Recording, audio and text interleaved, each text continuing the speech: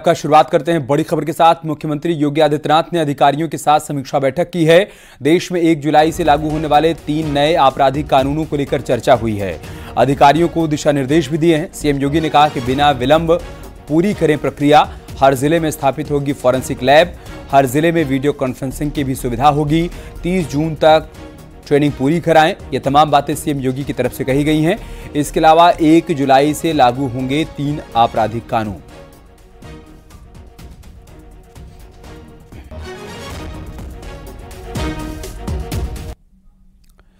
लगातार तीसरी बार मोदी सरकार बनने पर बीजेपी कार्यकर्ता और समर्थक जश्न मना रहे हैं। संभल में बीजेपी ऑफिस में ढोल नगाड़े के साथ जश्न मनाया गया, लड्डू बांटे गए। इस मौके पर प्रदेश के माध्यमिक शिक्षा मंत्री गुलाब देवी ने कहा कि पूरे 5 साल सरकार चलेगी, जो उम्मीदें हैं वो पूरी होंगी और देश का विकास होगा।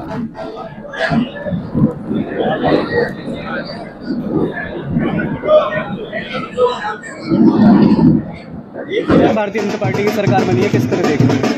तीसरी बार भारतीय जनता पार्टी की सरकार बन रही है। सब लोग बहुत ही खुश हैं, उत्साहित हैं। आप देख रहे हैं कि हमारे बीजेपी कार्यालय में किस प्रकार से एक उत्साह मनाया जा रहा है, किस प्रकार से सब कार्यकर्ताओं में उमंग है। और जो उम्मीदें माननीय प्रधानमंत्री जी से थी, वो उम्मीदें निश्चित रूप से पूरी होंगी और हमारे उत्तर प्रदेश का ही नहीं, पूरे देश का विकास होगा। इधर रामपुर के नवनिर्वाचित सांसद मुहिबुल्लाह मौलाना नदवी से हमारे संवाददाता ने बातचीत की है। रामपुर के लिए नए सांसद ने क्या कुछ कहा है वो आपको दिखाते हैं। अखिलेश यादव जी ने जो है एक सबसे बड़ी चीज जो उन्होंने कहा कि संविधान को बचाना और समाजवाद का जो नारा है कि समाज में सबको इक्वल राइट्स मिले। और देखिए कितनी उसकी बात है कि सबका साथ सबका विकास जो उनके ऊपर फिट आ रहा है कि अयोध्या से भी उनका कैंडिडेट जीत रहा है और एक मस्जिद से जाकर के रामपुर से भी उनका कैंडिडेट जीत रहा है। तो ये एक कॉम्बिनेशन है कि उनको देश की सबसे बड़ी स्टेट के लोग जो है सारे लोग, सब धर्मों के लोग उनके ऊपर विश्वास कर रहे हैं। ये बहुत बड़ी चीज है। उनको मैं समझता हूँ अब और आगे आना चाहिए और वो आगे बढ़ेंगे। जो पीडीए का उनका है कि सब वर्गों को साथ लेकर चलें और कोई किसी को कोई महरूम वंचित न रह जाए, कोई महरूम न रह जाए। तो जब सब लोग बढ़ेंगे तो देश तरक्की करेगा।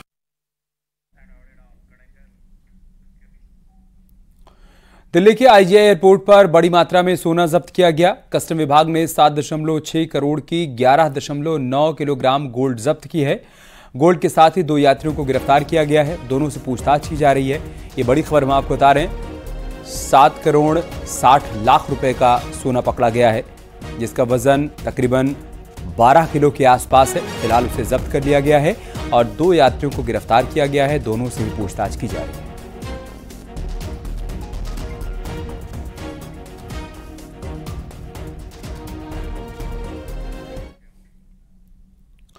बागपत में पुलिस ने ट्रक लूटने वाले गिरोह का खुलासा किया। पुलिस ने लूटा गया सामान से भरा हुआ ट्रक बरामद कर लिया और एक लुटेरे को भी गिरफ्तार किया। पकड़े गए लुटेरे की निशानदेही पर घटना में शामिल 3 अन्य लुटेरों के नाम भी प्रकाश में आए हैं, जिनकी पुलिस सरगर्मी से तलाश कर रही है।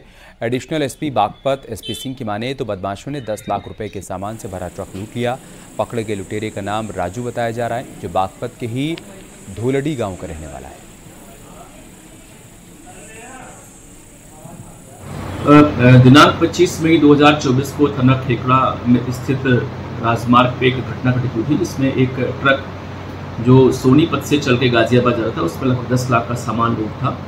उसका ड्राइवर ईपी पर ही आराम कर रहा था, तभी पीछे से एक गाड़ी आई। उसने उस गाड़ी को ओवरटेक करके रोक लिया और उसमें लदे हुए सभी सामान को उन लोगों ने लूट लिया था। थाना खेकड़ा पर मुकदमा दर्ज करके इसमें विवेचना की जा रही थी। थाना खेकड़ा पुलिस ने इससे बहुत ही अच्छा काम किया। इसमें हमारी पुलिस ने एक व्यक्ति जिसका नाम राजू है, वो ग्राम धौड़ी थाना जानी जनपद मूल निवासी गिरफ्तार किया है। शाहजहांपुर पुलिस ने 4 शातिर बदमाशों को गिरफ्तार किया है। इन बदमाशों के खिलाफ कई केस दर्ज थे, जिसके चलते कोर्ट ने वारंट भी जारी किया था। इस मामले में पुलिस ने भगवान दास, सुरेंद्र देवी और श्रीपाल को गिरफ्तार किया। सभी आरोपी कुरगुंजा गांव के रहने वाले हैं।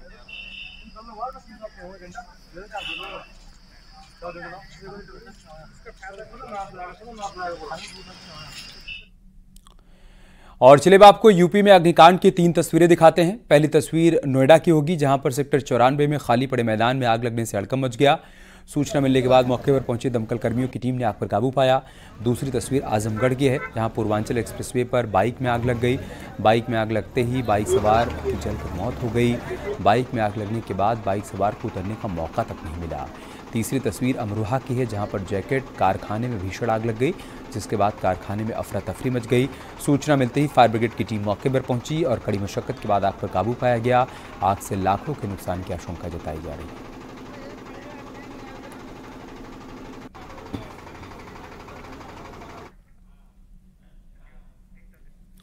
यूपी में सड़क हादसे की 3 तस्वीरें हम आपको दिखाएंगे। पहली तस्वीर सुल्तानपुर की होगी, जहां कार और ई रिक्शे के बीच टक्कर हो गई। इस हादसे में 2 लोगों की मौत हो गई। रिक्शे पर बैठे अधेड़ की मौत हो गई, जबकि ई रिक्शा ड्राइवर की भी मौत हो गई। वहीं एक युवक घायल हो गया। यह हादसा लखनऊ वाराणसी हाईवे पर हुआ। वहीं दूसरी तस्वीर फतेहपुर की है, जहां बेकाबू कार डिवाइडर से टकराकर पलट गई, जिसमें कार सवार 3 लोगों की मौके पर ही मौत हो गई। तीनों ही लोग अमृतसर से कोलकाता जा रहे थे। वहीं तीसरी तस्वीर उन्नाव की है, जहां पर आगरा लखनऊ एक्सप्रेसवे पर दबिश देकर लौट रही महिला एसएचओ की प्राइवेट गाड़ी कंटेनर से टकरा गई। हादसे में एसओ समेत 3 सिपाही घायल हो गए। घायल पुलिसकर्मियों को लखनऊ के निजी अस्पताल में भर्ती कराया गया।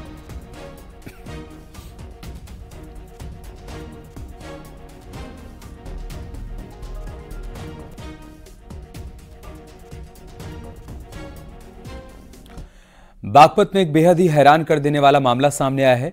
एक भाई पर उसकी छोटी बहन की कत्ल का आरोप लगा है। पुलिस के मुताबिक नाबालिग किशोर ने इसलिए बहन की हत्या कर दी क्योंकि वो माता पिता से उसकी अक्सर शिकायत किया करती थी।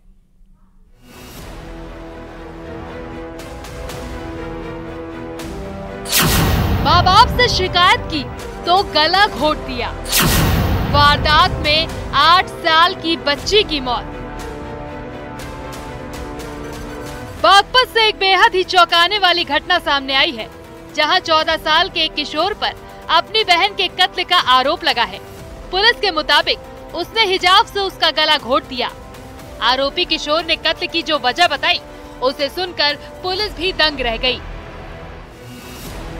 पूछताछ में उसने बताया कि उसकी बहन उसकी झूठी शिकायत करती थी, जिसके बाद मम्मी पापा उसे डांटते फटकारते थे।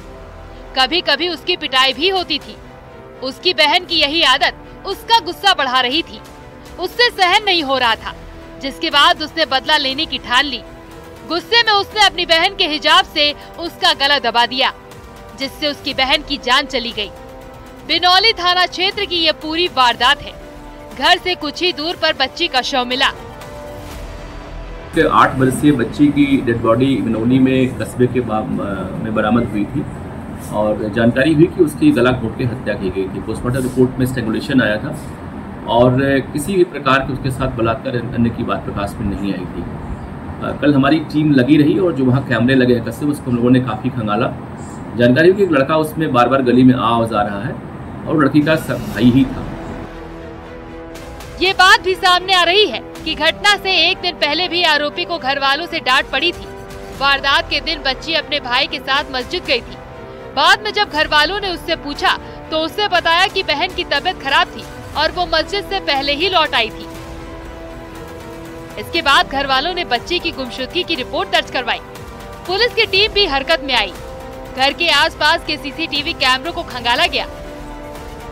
एक वीडियो में नाबालिग आरोपी काफी देर तक गली में घूमता नजर आया, जिसके बाद पुलिस का शक भी गहराया।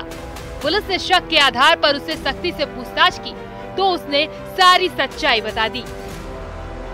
ये लड़की हमारी मम्मी से शिकायत बहुत करती थी और मम्मी मुझे पीटती हुई थी। 4 तारीख को भी उसने कंप्लेंट की हमारी अपनी पिटाई के लिए अपनी माँ से, और माँ ने उस बाल अपचारी की पिटाई कर दी। उससे नाराज हो गया और शाम को लगभग 3:30 बजे अपने घर से उस बच्ची को मस्जिद में पढ़ाने के बहाने लेकर निकला और चला गया उस गली में, और जहाँ उसने उसी के उसका गला घोट दिया, जिससे उसकी मौत हो गई। पुलिस ने आरोपी किशोर को गिरफ्तार कर लिया है। नाबालिग आरोपी को बाल सुधार गृह भेज दिया गया है। पुलिस मामले की पड़ताल कर रही है। बागपत से न्यूज़ 18 के लिए शहजाद राव की रिपोर्ट।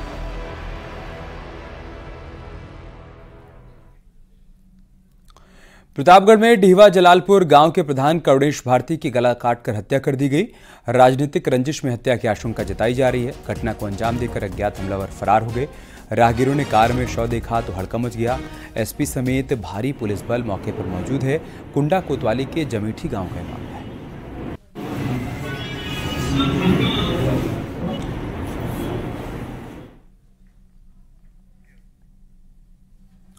मुजफ्फरनगर में युवती के साथ छेड़छाड़ का वीडियो वायरल हो रहा है। बाइक सवार बदमाश ने युवती के साथ छेड़छाड़ की।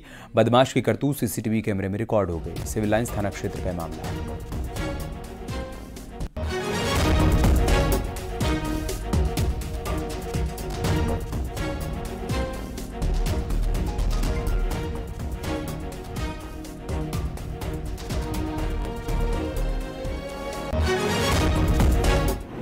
जी हाँ, एक सीसीटीवी का ये मामला सामने आया है जिसमें कि वो ऐसा भी एलिज किया जा रहा है कि उसके हाथ में कुछ बोतल वगैरह थी। उसने एक महिला के साथ छेड़छाड़ की है, तो इसमें पूरी कार्रवाई की जा रही है। पुलिस कल से ही उस व्यक्ति को ढूंढने की उसके तलाश में है और जो पीड़ित हैं उनसे तहरीर प्राप्त करके इसमें मुकदमा पंजीकृत करके उसको जल्दी पकड़ लिया जाएगा। उधर आगरा में एक बार फिर से आगरा विकास प्राधिकरण का बुलडोजर गरजा है। अवैध कॉलोनी पर एलडीए का बुलडोजर चला। 5000 वर्ग गज में अवैध कॉलोनी का निर्माण किया गया था, जिसका नक्शा आगरा विकास प्राधिकरण से पास नहीं था। पहले प्राधिकरण के अधिकारियों ने मालिक को नोटिस दिया, लेकिन कोई जवाब नहीं मिलने पर आज बुलडोजर से अवैध निर्माण को ध्वस्त किया गया। ताजगंज वार्ड के उरखड़ा के जगदीश लोधी का मामला है।